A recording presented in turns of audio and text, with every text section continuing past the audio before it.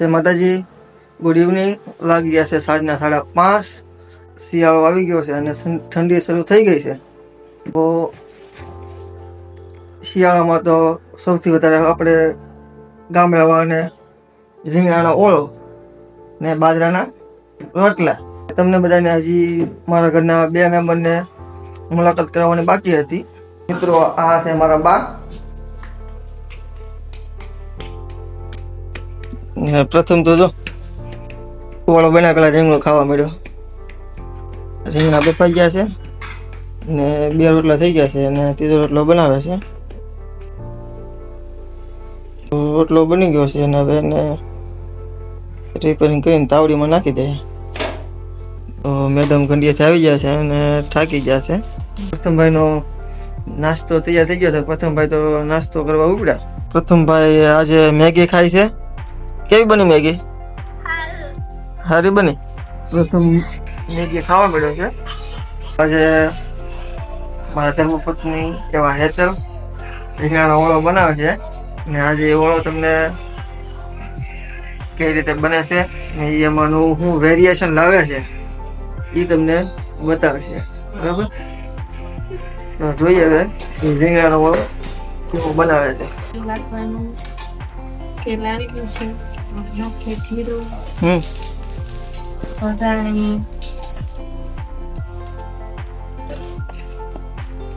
લસણ, લીલા મરચાં, પલાળી નાખવાનું, ડુંગળી,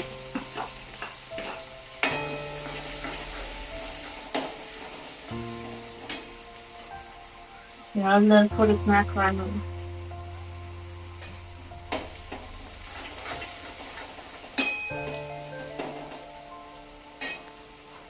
સુધારેલા ટમેટા, મીઠું નાખી દેવાનું.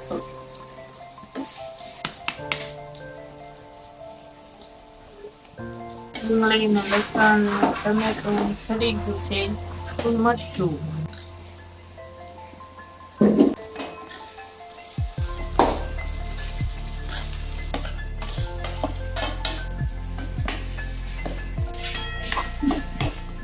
પછી ગરમ મસાલો,